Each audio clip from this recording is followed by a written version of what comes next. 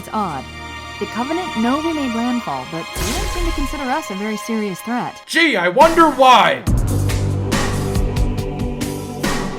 After Halo 1 dropped on Steam, it left me incredibly disappointed given the franchise's massive legacy. I was a bit hesitant going forward into the Halo franchise as each future entry released on Steam. At the time of this recording, we're only up to Halo 2, and I was especially skeptical as to whether or not I'd actually Holy this game is good! I really don't know how else to put it. As a Halo newbie experiencing the series for the first time as the game slowly re-released on Steam, Halo 2 is actually one that I enjoyed beginning to almost the end. What did they do differently? Okay, here we go. The game is much more arena focused than the first game. Instead of making you run through the same room over and over, the game tells you to chill in a single room and fight progressively more difficult enemies, making encounters much more organic and engaging. The new weapons feel much better and balanced, and enemies are actually a challenge now, like the returning hunters, which actually take a bit of effort to take down instead of requiring a single pistol bullet to the ass. And finally, the main reason I had any interest in this franchise to begin with, the story is actually pretty decent. Though the opening is a little bit jarring, keep in mind this is the anniversary edition of the game that includes updated graphics for a game on par with 2014, and looks stunning even today 6 years later. Seriously, this game looks fucking gorgeous at times. But damn 343 Industries just couldn't fucking help themselves and slapped this guy in the intro to get people interested. I have no idea who he is, but I know that he's from Halo 5, which I have heard not many great things about,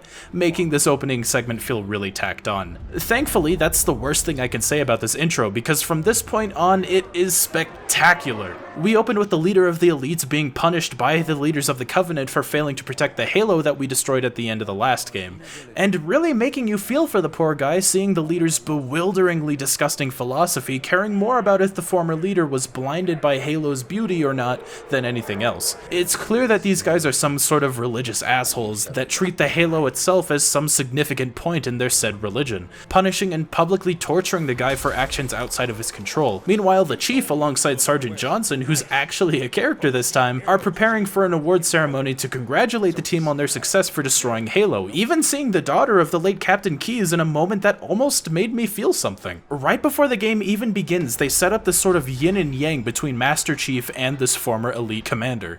You look nice. Thank you. Holy shit, was that good writing? A well-written back and forth with decent comedic timing? Suddenly, as you would expect in any moment like this in fiction, the Covenant return to attack the new Cairo station and its fleet above the Earth, where Chief and the team are dispatched to stop the returning Covenant threat, and holy fuck, you can dual-wield weapons! Not all weapons, obviously, only one-handed weapons, but it doesn't even have to be the same gun. You could have a plasma weapon in one hand for shields, and another hand to hold the new SMG, and have a combo that can tear through elites in seconds. The dual wielding also stops you from being able to use grenades or use melee without dropping your second weapon, forcing you to think ahead a bit and plan for whatever you're about to come in contact with. And oh man, the new battle rifle. I love this thing. A full scope and burst fire mode, making it even decent against elites, especially flying elite once you take the fight into space. Yeah, space, complete with low gravity and gargled audio. The Covenant begin to retreat after a few of their dropships are destroyed, giving the team a feeling that they're winning when suddenly one of their own ships blows up for seemingly no reason, where it becomes apparent that the Covenant have planted bombs amongst their ships. The Chief is sent to disarm a bomb found in the Cairo station after Cortana realizes that she needs Chief's systems, reuniting the two for combat once again, where the Chief disarms the bomb just in the nick of time, and going a step further to eject the bomb into space and guiding it into the heart of a Covenant ship, absolutely decimating it, and breaking the biggest storytelling sin that I had in the first game, and finally showing us that Chief is a badass instead of just telling us. Holy fuck, what an opening. Actually decent writing, amazing character interactions, a sense of stakes, and giving us some insight into the Covenant, as well as creating a bond between the player and this former elite commander, all in the span of about 30 minutes. This is an incredible first impression, and I can only hope that the rest of the game continues this feeling. Chief and the gang take their fight down to Earth, where a small fleet of Covenant have been holding out on the surface, all while broadcasting the word regret over and over, turning out to be the name of one of the leaders who, for some reason, has taken their ship to Earth for an unknown ritual. Chief is tasked with locating and interrogating the Prophet Regret, but is shot out of the sky by a Covenant superweapon, the Scarab, setting the mood for the remainder of the mission, holding out and regrouping your forces, ending in destroying the Scarab superweapon from the inside out, which by God felt amazing to pull off. This entire level is just so much fun. Sure, the beginning is this sort of slow defense sequence where you just need to hold out until the scripted events finish up, but the combat loop just feels so much better than the last game, so I didn't mind. The first game also really lacked some of the top-notch vehicle sequences that Halo 2 has, as well as mounting making its first gameplay debut. This was a feature in Halo Reach that I loved a ton, and I'm so happy to see it return, making these encounters with vehicles littered all around the arena into a sort of sandbox where you can approach any way that you like as long as you have the skill for it. I also really took a liking to the new Covenant sniper rifle, no need to reload and able to take out most big boys in a couple of shots. Also, man, it's so weird having AI that knows what it's doing. It really gives me the feeling of having an actual team together to kick some alien ass. We do get a handful of these required vehicle sections, including one with the returning Scorpion tank. Oh god, please don't be as bad as the last game.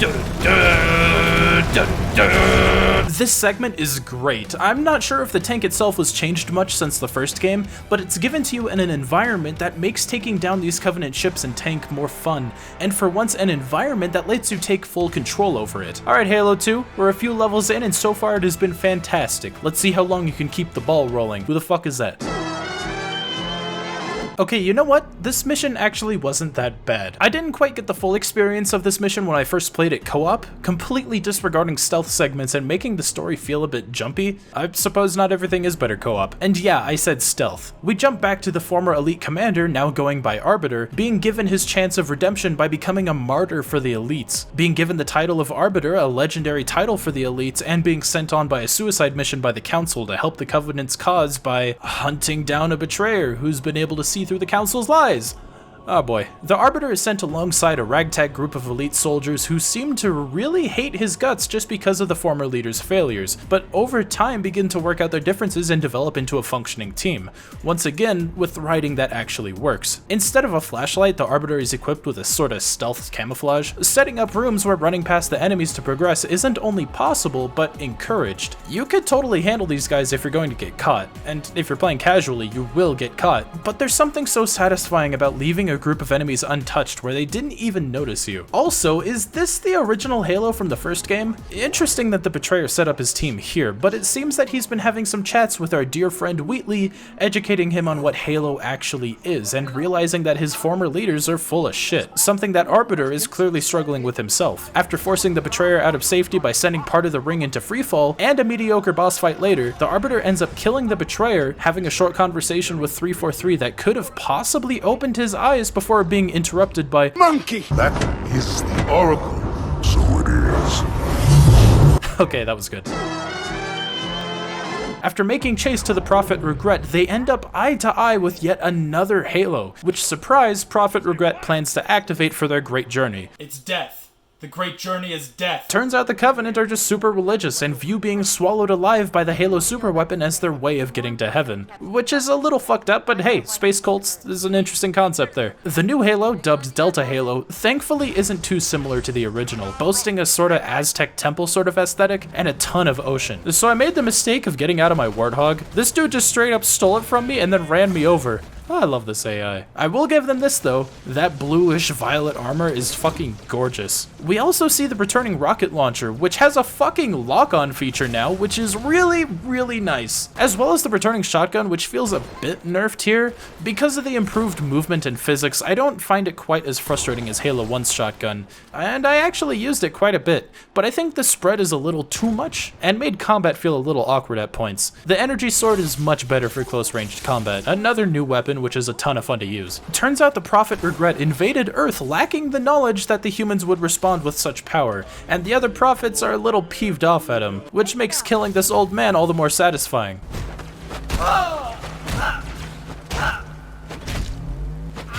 Wait, that's it? As a last-ditch effort to stop the Chief, the Covenant send a massive fleet of ships to bomb the temple, which ends up being just too late but powerful enough to launch Chief into the ocean.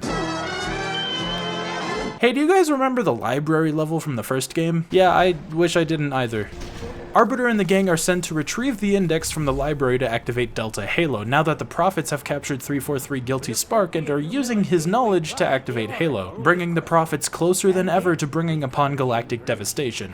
I think. Again, we're never shown Halo's power, so for all I know, it could just turn the galaxy into a massive parking garage. I think I accidentally learned that sword flying glitch I've heard so much about. I tried to lunge at an enemy and ended up flying into a pit.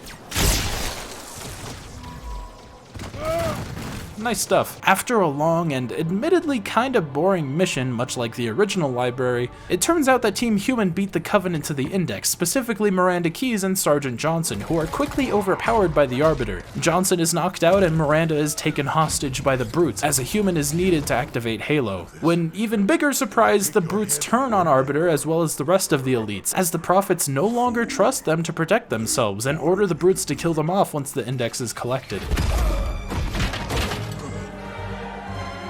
And finally, after being blasted into the depths of Delta Halo, the Arbiter and the Master Chief finally cross paths, thanks to— oh, God! Feed me, Carbon! Feed me now! Okay, so if I'm not mistaken, this thing is the Flood, like, as a whole? I don't know, but it's gotten pretty smart. Smart enough to understand that the enemy of my enemy is my friend, using Chief and Arbiter to stop the activation of Halo, as it would not only kill us, but kill the Flood as well. And man, this got me so excited. The idea of working together with an intergalactic parasite to save the universe, fighting side by side with the Flood, that sounds fucking awesome. But no, the thing just portals both of our protags to key spots to aid in the fight. Boo. This honestly went on for a little bit too long. It wasn't bad, and I really enjoyed seeing the Covenant and the Brutes duking it out. Just some parts of it felt a little tedious for my liking. Just before finishing up the level, Cortana intercepts a report that the Flood somehow found a way off of Delta Halo and managed to show up in the city of High Charity, home of the Prophets, and later on even begins to kill and suffocate one of the Prophets, who's abandoned by his fellow Prophet because these guys are assholes. The Arbiter is sent to stop the activation of the ring at the control center, where he's reunited with his former commander after taking up the role of Arbiter, where the two of them together take the fight against the Brutes in some of the most boring encounters in the game, purely because of how tanky the Brutes are, and as a result make for some really just boring encounters. You have this pretty awesome segment here where you're fighting side by side with some hunters. They're not invincible, you do have to babysit them a bit to make sure that they don't die, but man, that was sick. Oh hey, Johnson's back and he's piloting the fucking Scarab from the beginning of the game. This is the closest to payoff we get in terms of John, Halo, and Arbiter teaming up together. Hopefully we see more in the future. Sergeant Johnson tells us that he can use the Scarab to blow a hole leading straight to the control room, but it's up to Arbiter to keep him protected. I hope you like flying Banshees, because otherwise this moment is sure to test your patience. Arbiter makes it just in the nick of time, too. The Brutes force Miranda Keyes to activate the ring and actually plug the damn thing in. Oh man, we're finally gonna see what the ring does— never mind. After this, we get a really mediocre final boss fight. All you have to do is just wait. Chewbacca Jr. has a shield that for some reason only Sergeant Johnson can break with a sniper rifle, so you just need to wait out the fight for Johnson to remove his shield just so that you can pump him full of plasma, and that's it. Miranda removes the index once she's free from the Brutes and the galaxy is saved once again. Johnson and his team work together with Wheatley to learn about the Halos, yes, Halos, plural, not just two but several other installations, and that a location called the Ark is where we need to go to shut it all down, likely setting up for Halo 3. Turns out that the Prophets plan to use an ancient Forerunner ship to head to Earth to finish what they started, whatever that means. And as a last-ditch effort to stop Delta Halo from being activated, that we need history to repeat itself, detonating the crashed ship from the beginning of the game, just like the Pillar of Autumn from Halo 1. And hopefully that should be enough to destroy the ring. Ah yes, my friends are here! Ships are touching down all over the city. That creature beneath the library.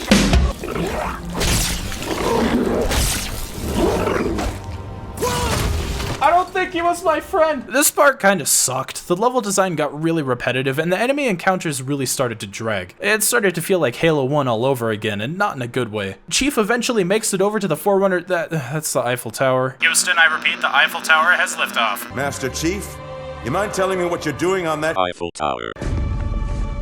Sir, finishing this fight. Wait, that's it?!